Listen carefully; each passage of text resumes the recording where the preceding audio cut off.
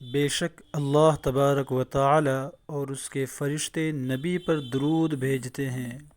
اے ایمان والو، تم بھی ان پر درود بھیجو اور خوب سلام بھیجا کرو۔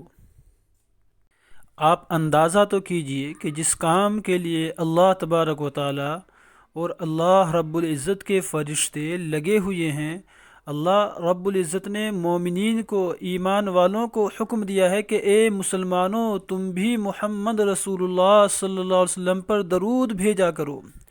اس میں جہاں اللہ کے رسول علیہ السلام کی بڑائی ہے، آپ کی عظمت ہے، آپ کا شرف ہے، وہیں پر مسلمانوں کو بھی یہ عزت دی گئی ہے کہ جو کام اللہ رب العزت نے اپنے لیے پسند فرمایا، اپنے فرشتوں کے لیے پسند فرمایا، وہیں پر حکم دیا ایمان والوں کو بھی کہ وہ اللہ کے رسول صلی اللہ علیہ وسلم پر درود بھیجا کرے۔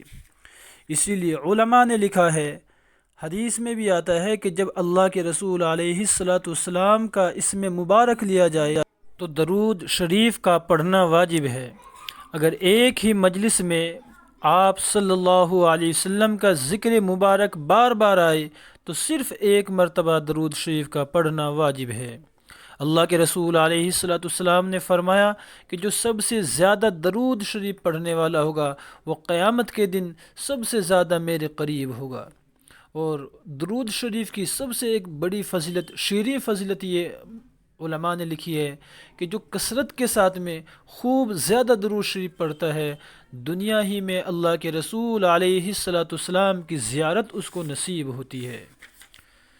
بخاری اور مسلم کی روایت ہے، اللہ کے رسول علیہ السلام سے ایک صحابی نے سوال کیا جب یہ آیت مبارکہ نازل ہوئی کہ یا رسول اللہ، آیت میں ہمیں دو چیزوں کا حکم ہے، صلاۃ کا اور سلام کا۔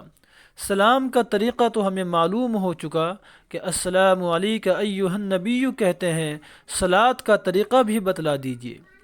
آپ علیہ السلام نے فرمایا کہ یہ الفاظ کہا کرو، اللہم صلی علی محمد وعلی آل محمد کما صلیت علی ابراہیم وعلی آل ابراہیم انک حمید مجید، اللہم بارک علی محمد وعلی آل محمد کما بارکت علی ابراہیم وعلی آل ابراہیم انک حمید مجید۔ دوسری روایات میں اس میں کچھ کلمات اور بھی آئے ہیں۔ بہرحال ایک مسلمان کا وظیفہ یہ ہونا چاہیے کہ روزانہ اللہ کے رسول علیہ السلام پر درود شریف پڑھا کرے۔ آپ علیہ السلام کے لیے روزانہ درود شریف پڑھ کر بھیجا کرے۔ ایک چھوٹا سا درود ہے، الصلاۃ والسلام علی رسول اللہ، اس میں سلام بھی ہے اور درود بھی ہے۔